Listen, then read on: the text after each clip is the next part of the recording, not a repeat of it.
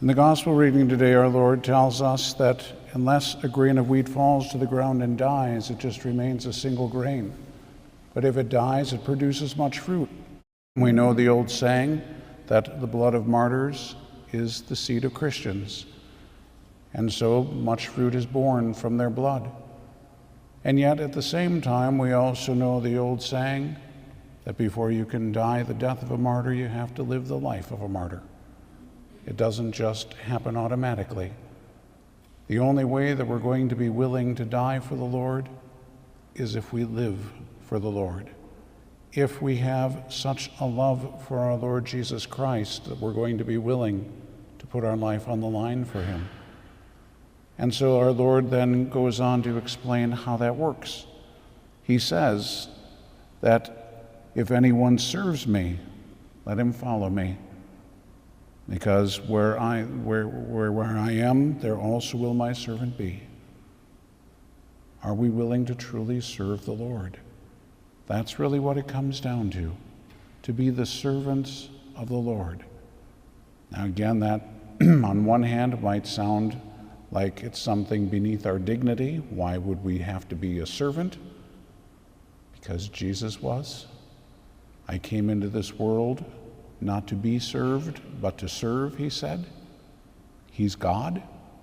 So if it's okay for him to serve, I think it's certainly okay for you and me to do the same. But ultimately, it's a matter of love.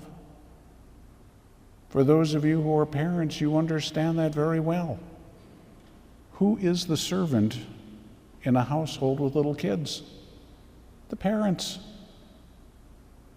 It's not that the kids are automatically the master of the house. They better not be, although that's what's going on these days.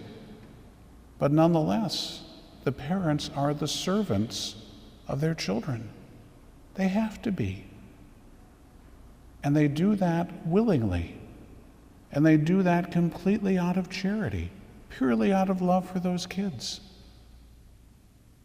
If we love our children that much, shouldn't we love the one who gave us those children even more? Which is exactly what Jesus told us, that we have to love God more than anyone else. Anyone who loves mother, father, brother, sister, children more than me is not worthy of me.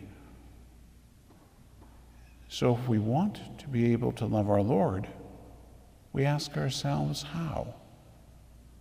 In America, we've got this sad idea that love and romance are kind of the same thing. That's one version of love, kind of a cheapened version of it, but that's one version. That's not what charity is. Charity isn't about the emotions. It doesn't always feel good. It means dying to self. It means putting the other before the self. Again, think of what it is with children.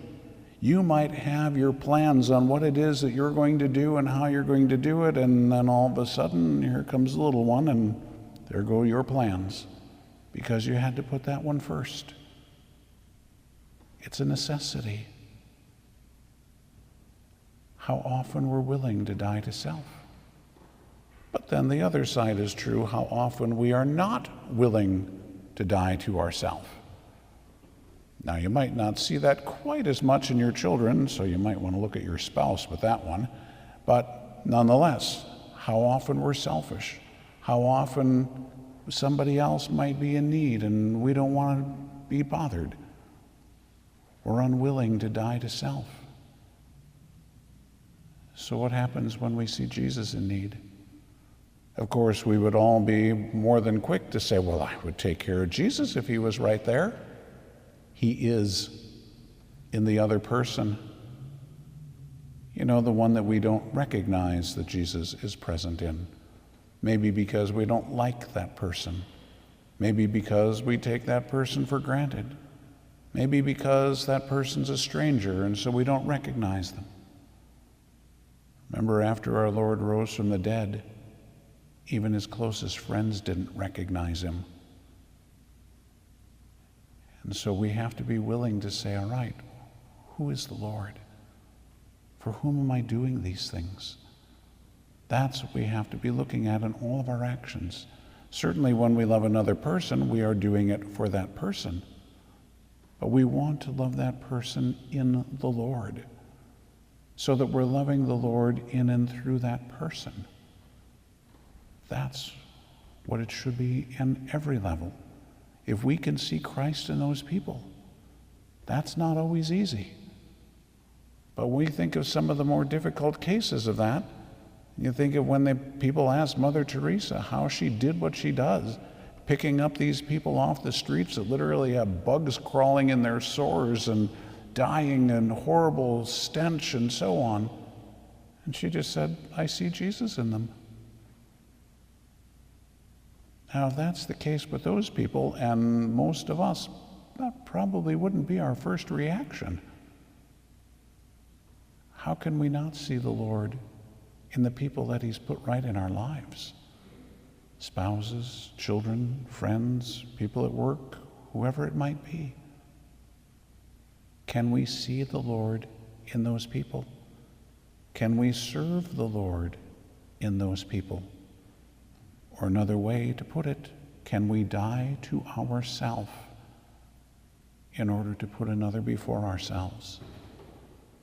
That's living the life of a martyr.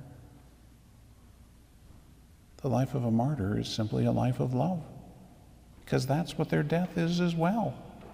They didn't die just because they were standing in the way. They died because they loved the Lord. And that was what the enemy couldn't handle. It's not just that they simply believed in Jesus, which they obviously had to before they're going to love him, but it was the actions. It was the way they lived their life that bothered the enemy so much that they had to put these people to death. So again, we can ask ourselves, are people really irritated by the fact that I love God so much? Do you see the enemy getting upset by that? If not, we have to ask ourselves, do I really love the Lord that much? That's the real question for all of us. God may not be asking you to be a martyr, but there are two things that he will ask of all of us. Number one, to have the willingness to be a martyr. Even if he's not asking you to actually be a martyr, he's asking you to have the willingness to do it.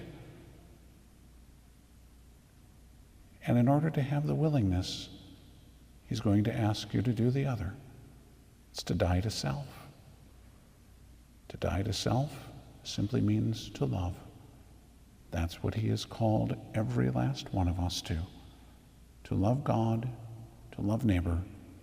Notice that he didn't say, love yourself. That's not in the equation. Love God, love your neighbor. Most of us are way in love with ourselves and not so much with God and neighbor.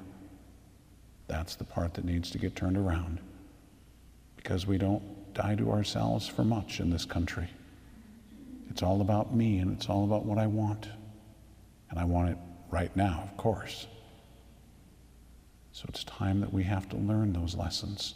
Painful, difficult lessons, and yet the lessons that will bring us the greatest freedom, the greatest joy, the greatest peace, because it is only then that we are doing what we were created to do and being who we were created to be. So there's nothing that violates us, but only fulfills us if we are simply willing to do what the Lord asked, and that is to die to self, to grow in love for God and neighbor.